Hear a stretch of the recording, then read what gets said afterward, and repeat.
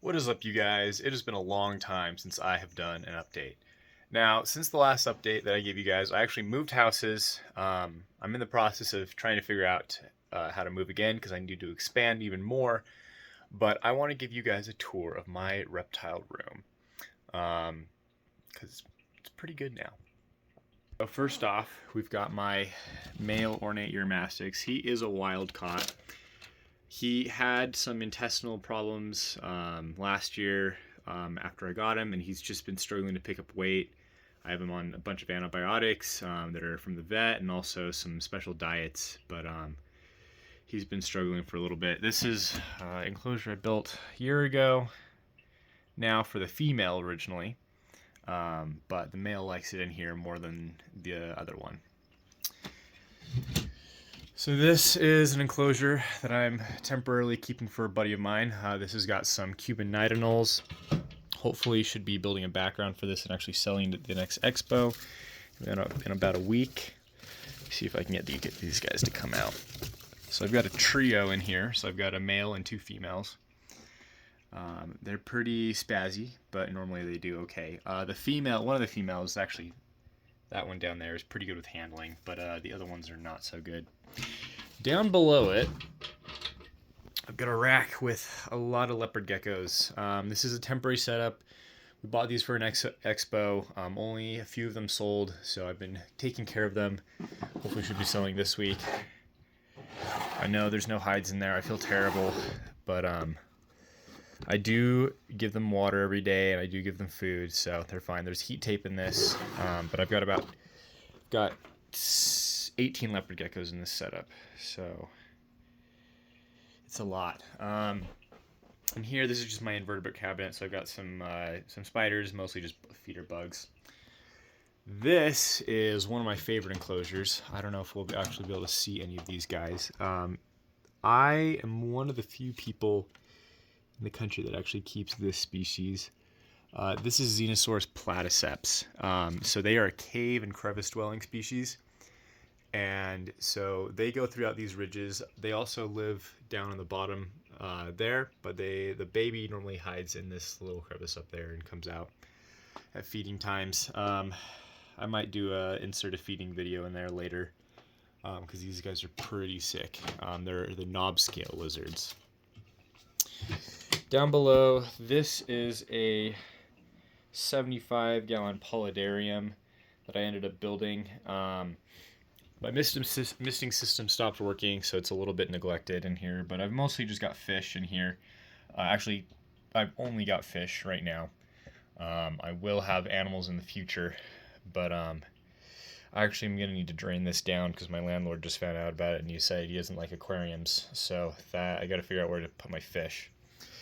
This is my female Ornate Urmastyx, and she loves this enclosure, guys. There are so many different places for her to hide and to burrow through. There's a cave right there. She digs all throughout this underpiece. There's actually two caves right here. So there's a cave underneath this flat top rock. I'll just show you guys. I never made a video on this enclosure, so glass broke, and I've been trying to fix it. So, and this basking spot's about 145 degrees up top. So you've got the first panel, and it's hollow underneath, and then I've got a second panel. Hopefully to be able to use as a breeding box in the future. It stays about 78 degrees down there. I actually don't know what the incubating temperature of these guys is, but I'm hopefully that in the future she'll lay some eggs. She is a fairly defensive girl. She's a long-term captive, but has never really warmed up to being handled. She's okay, but not always the happiest. But she's a great eater. Now, up above this is my dart frog enclosure. Let's see if anybody's out right now. So I keep some St. Anthony's in here along with the bumblebee dart frogs. Just as a temporary kind of thing to keep both species in there. I had an enclosure, but ended up getting some fungus problems, and I just dismantled it and put them together. But they seem to cohab. They've been doing well for the last several months. Oh, hang on. Got one little guy right there. Two little guys. They're probably thinking I'm about to feed them. The bumblebees normally hang out on top of this. I've got a ledge that goes all the way on the top up there. Now, this is my Crusted Gecko setup.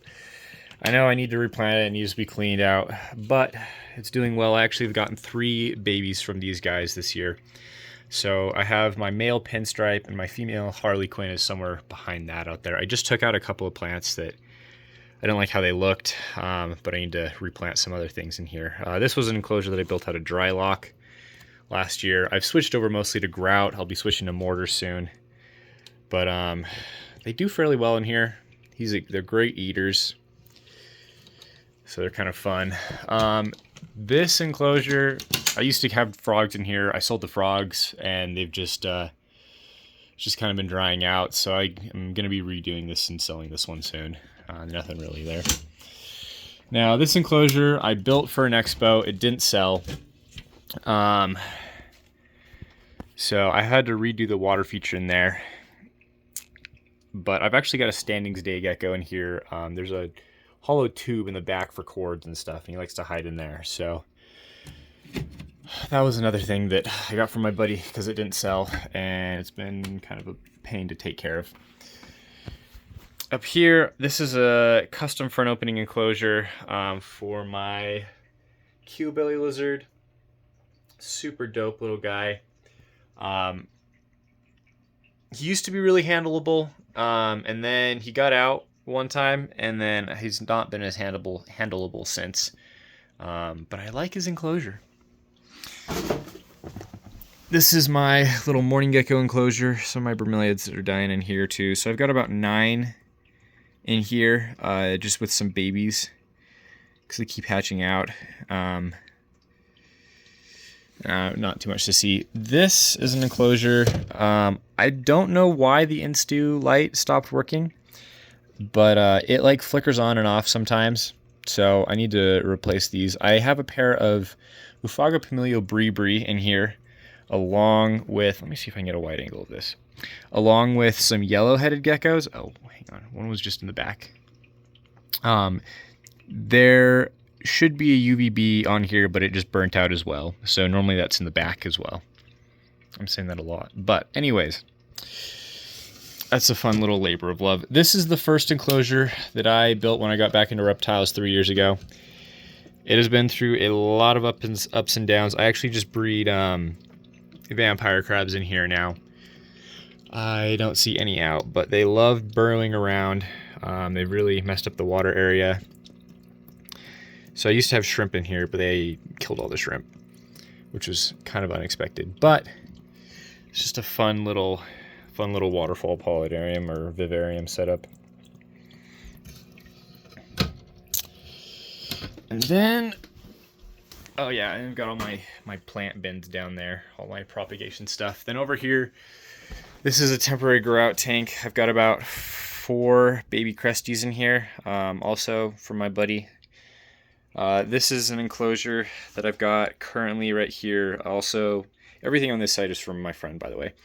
So this has got some mourning geckos in here. They've been laying eggs, they're breeding, they're doing good. It's got a fun little polydarium section down at the bottom. Normally has an air pump on. I shot that off for the video because it's a little bit loud.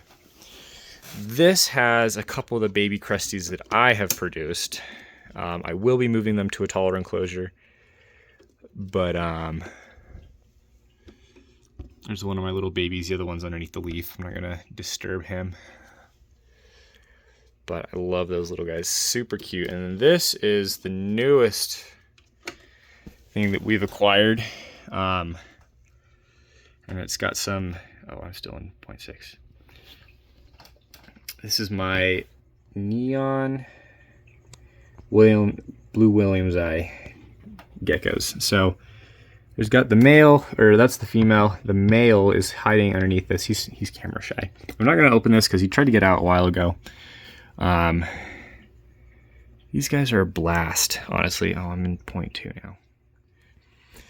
They're so fun. They're out all the time. Every night the male ends up sleeping right here. He's got a beautiful blue chin. Oh, there we go.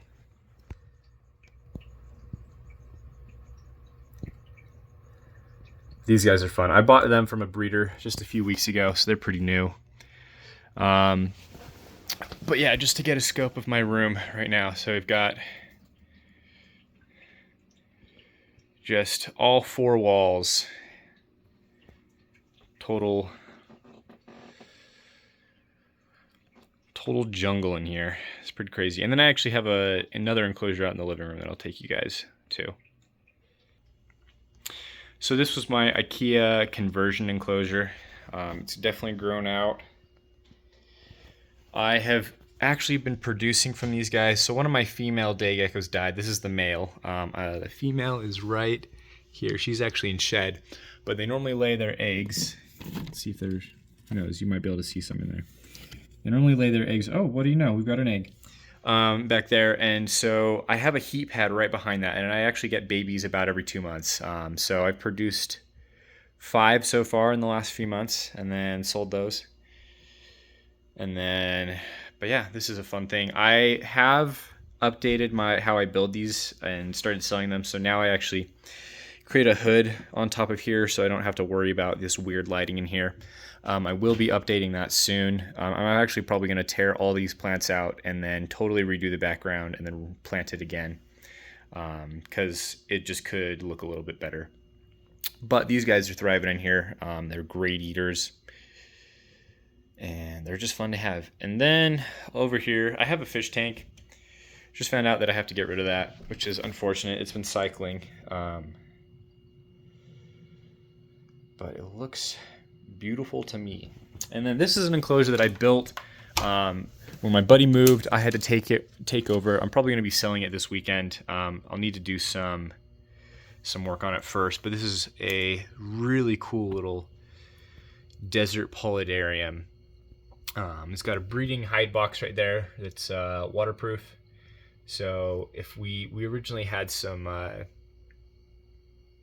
geckos in here that we caught in southern Utah that were living right in an area like this, but it's probably only going to be good for frogs in the future. It's a really cool little guy though, really unique. But that's it. I currently have about 70 animals with all those leopard geckos and all the mourning geckos. And truth be told, it's a lot. It takes me about an hour and a half every day to be able to take care of everything. So my recommendation is, if you have animals, make sure you take into consideration the time it takes to clean everything, feed everything.